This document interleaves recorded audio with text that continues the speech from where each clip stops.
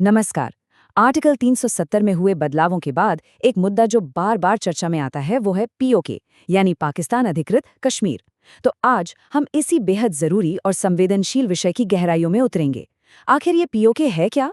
ये जम्मू और कश्मीर का वो हिस्सा है जिस पर 1947 में पाकिस्तान ने हिंसक तरीके से कब्जा कर लिया था। तो आगे बढ़ने से पहले ये समझना बहुत ज़रूरी है कि आज की तारीख में पूर्व जम्मू और कश्मीर राज्य की ज़मीनी हकीकत असल में है क्या। इसका जो पूरा भूभाग है वो दरअसल 3 हिस्सों में बटा हुआ है। लगभग 60% हिस्सा भारत के पास है, 30% पाकिस्तान के अवैध कब्जे में है और बचा हुआ 10% चीन के नियंत्रण में। और सच कहूं तो यही विभाजन इस पूरे मुद्दे की जटिलता को साफ साफ दिखाता है। तो इस पूरे विश्लेषण में हम इन 5 अहम बिंदुओं को एक एक करके समझेंगे। सबसे पहले कि पीओके असल में है क्या। फिर हम 1947 की उस कहानी को जानेंगे जिसने इस विभाजन की नींव रखी। इसके बाद ये समझेंगे कि ये इलाका एक भू राजनीतिक शतरंज की बिसात क्यों है। फिर बात होगी उन चुनौतियों की जो इसे वापस पाने में आड़े आती हैं।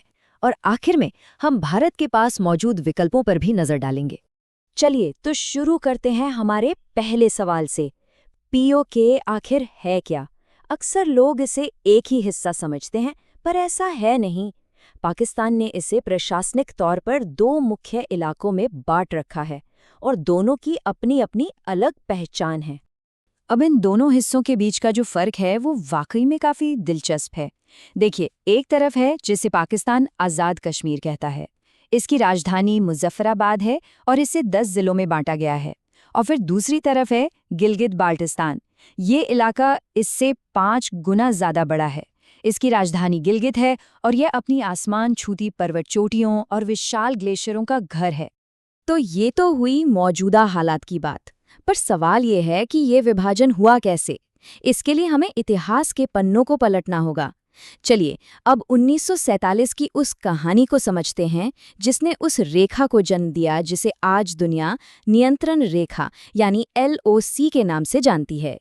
तो देखिए, ये सब शुरू हुआ अक्टूबर 1947 में, जब पाकिस्तान समर्थित कबाइलियों ने जम्मू कश्मीर पर हमला कर दिया।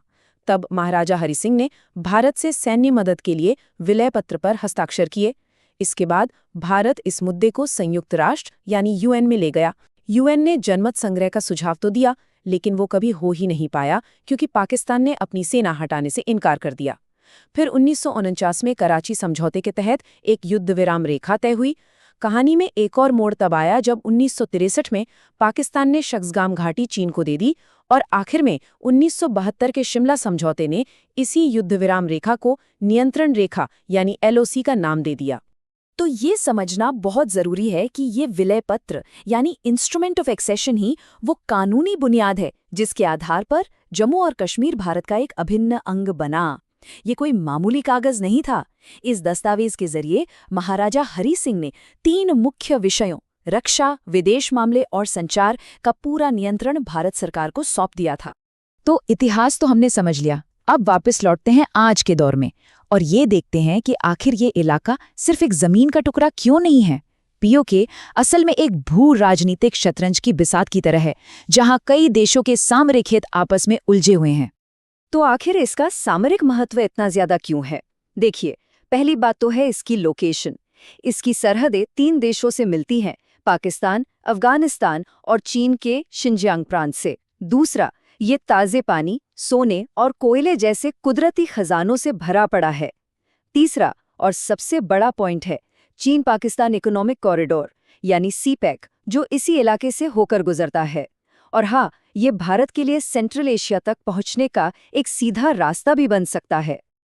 और इसी सामरिक महत्व को देखते हुए भारत का आधिकारिक रुख हमेशा से बिल्कुल स्पष्ट और अटल रहा है। 22 फरवरी 1994 को भारतीय संसद ने सर्वसम्मति से एक प्रस्ताव पारित किया था जिसमें कहा गया जम्मू और कश्मीर राज्य भारत का अभिन्न अंग रहा है और रहेगा। ये सिर्फ शब्द नहीं बल्कि भारत की एक मजबूत इच्छा शक्ति का प्रतीक है। अब सवाल ये उठता है कि अगर भारत का दावा इतना मजबूत है तो फिर दशकों से इस स्थिति को बदला क्यों नहीं जा सका? इसका जवाब है उन जटिल और जबरदस्त बाधाओं में जिनका सामना भारत को करना पड़ रहा है, चाहे वो सैन्य हो, जनसांख्यिकीय या फिर राजनैतिक। सबसे पहली और सबसे बड़ी चुनौती तो है यहाँ की ज्योग्राफी, यानी भूगोल। देखिए, भारत की तरफ से पीओके तक पहुंचना बेहद मुश्किल है, क्योंकि रास्ते में ऊंचे ऊंचे दुर्गम पहाड़ है। वहीं दूसरी ओर पाकिस्तान की पहुंच यहाँ तक काफ़ी आसान है, क्योंकि वो मैदानी इलाकों से जुड़ा हुआ है। ये एक बहुत बड़ा सैन्य नुकसान है। इसके अलावा और भी कई बड़ी बाधाएं हैं। सबसे पहले तो है चीन फैक्टर।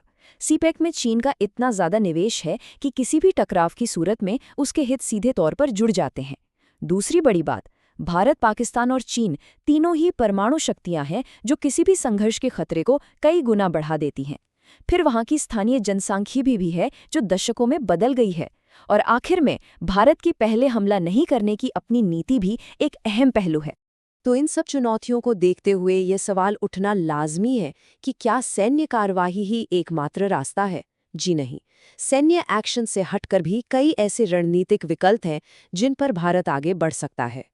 तो चलिए देखते हैं कि सैन्य कार्रवाई से परे कूटनीति और रणनीति के मैदान में भारत के पास क्या-क्या विकल्प हैं। पहला, पीओके से आए शरणार्थियों को साथ लेकर एक निर्वासन में प्रशासन स्थापित करना, ताकि उनकी शिकायतों को एक ग्लोबल प्लेटफॉर्म मिले। दूसरा, जम्मू कश्मीर विधानसभा में पीओके के लिए आरक्षित 24 खाली सीटों को भरकर अपने लोकतांत्रिक इरादे का एक मजबूत संकेत देना।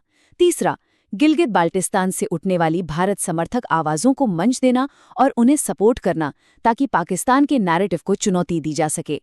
और चौथा, क्वाड जैसी वैश्विक साझेदारियों का इस्तेमाल कर अंतर्राष्ट्रीय समर्थन जुटाना और राजनीतिक दबाव बनाना। और इन सभी विकल्पों के बीच एक बात पर सबसे ज्यादा जोर दिया जाता है, वो ये कि सबसे शक्तिशाली कदम शायद कोई सैन्य कार्रवाई नहीं, बल्कि विकास है। भारतीय प्रशासित जम्मू कश्मीर को स्थिर, शांत और विकसित करना, यही वो पहला और सबसे जरूरी कदम है जो वहां के लोगों का लोकप्रिय समर्थन जीतने में मदद कर सकता है। और हाँ, इस पूरे संघर्ष की एक बहुत बड़ी कीमत भी है, जिसे अक्सर नजरअंदाज कर दिया जाता है। वो है आर्थिक कीमत। भारत अपने रक्षा बजट का लगभग 35% हिस्सा जम्मू और कश्मीर पर खर्च करता है। इसका एक बहुत बड़ा भाग वहां उग्रवाद और आतंकवाद का मुकाबला करने में जाता है। ये एक भारी आर्थिक बोझ है जिसे देश दशकों से उठा रहा है। तो आखिर में ये पूरी चर्चा हमें एक बहुत ही बुनियादी सवाल पर लाके खड़ा कर देती है। पीओके का मुद्दा सिर्फ जमीन का नहीं है, बल्कि ये लोगों, इतिहास और भविष्य, इन सबसे जुड़ा है। तो सोचने वाली बात यह है कि किसी क्षेत्र की वास्तविक लागत क्या है और दूसरी तरफ एक स्थायी शांति की कीमत क्या है, और इन दोनों में से क्या ज्यादा मायने रखता है।